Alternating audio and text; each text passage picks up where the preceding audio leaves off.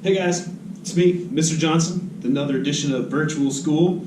Today we're going to be going over Thank You Ma'am by Langston Hughes. It's a short poem. I'll start by giving a short summary of what happens. Essentially, it's nighttime. A boy tries to steal a woman's purse. The woman catches him and ends up taking him home with her. She feeds him a meal. They talk. She gives him some life advice. That's the end. This is a relatively short little reading assignment, and I made a multiple choice quiz. I know a lot of people have already done it. I'm going to just go over the answers. So the first question asks, at what time does the story take place? As I mentioned, it takes place at 11 p.m. at night. It's a nighttime. He's trying to rob her. She just got out of work. She works at a beauty parlor, right? So what happens when the boy tries to steal the woman's purse? He's unsuccessful at his attempt to steal the purse and is caught by the woman. He's not caught by the police, right? The woman catches him, and that's it. She takes him home. So we're going to pick the best description of the boy in the next question. The boy is 14 or 15. He wore tennis shoes, blue jeans, and he had a dirty face, okay? Don't pick the next one. The boy was 14 or 15, and he wore a trash shirt and a junk hat, and his face was very dirty. He's not Carl the Crow. He's Roger, okay? Hey, what are you trying to say about me and the way I dress? And my face? You trying to say my face is dirty? I don't like that.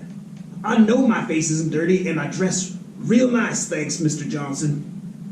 Why do you keep trying to make me look foolish, man? Isn't it bad enough I'm here at school with you today?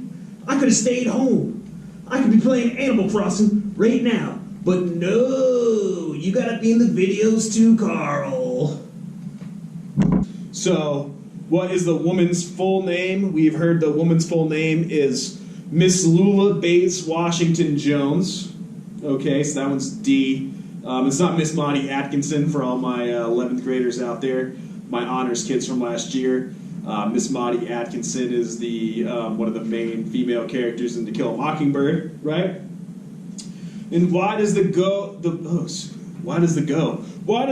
go with the woman to her home? So the boy goes with the woman to her home because the woman does not give the boy a choice. The woman drags the boy to her house, right? She's like, you look dirty. I would take you to the police station right now. You also look like you need a meal. So she just drags him there. What is the boy's name? Don't pick Carl. We've already discussed that. By the way, Carl, what are you doing back there? I'm just trying to play some Fortnite with this phone of mine. I don't know why it's not working. I mean, I got this radio tower and everything, but for some reason I can't get any apps. Why is this phone so bad? What is the boy's name? Boy's name is Roger. What does Roger do when Mrs. Jones finally lets him go? He sits quietly down in a corner and thinks about running away. So he, at this point in time in the story, he really wants the woman to trust him, right, guys? He likes the woman. He wants a meal. You know, he was dirty. There was nobody at his house. Nobody home at his house. 14, 15 years old, 11 o'clock at night, out by himself. What is Roger worried about? Roger is worried that Mrs. Jones is going to call the police on him, right? He does not want to go to jail. I mean, the story was written in the 1940s, I believe. Things probably not going to go well for Roger if the police are called on him, okay? Why does Roger want to steal Mrs. Jones' purse? Roger tries to steal the purse because he wants a pair of blue suede shoes. Blue suede shoes are the Yeezys of the time. He just really wanted a pair of blue suede shoes, and that's what's going on here, okay? So that's why he's stealing the purse. Why does Roger sit so that Mrs. Jones can see him? I kind of already touched upon this. Roger sits so that Mrs. Jones can see him because he wants her to trust him, okay? He wants to be trusted by Mrs. Jones. He doesn't sit there because there's only one chair in the room. Don't pick Mr. Johnson's silly answers, please, okay? What do the pair eat for dinner? They eat some lima beans, ham, hot chocolate, and 10-cent cake. I like my other fake answer for this: Kraft macaroni and cheese, Spam, Yoo-hoo, and a Twinkie. That would be the modern meal, okay?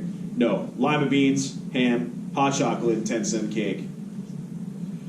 What does the reader learn about Mrs. Jones' life? She learns that, or the reader, excuse me, learns that Mrs. Jones is a very kind woman who had done things in her past that she's not particularly proud of.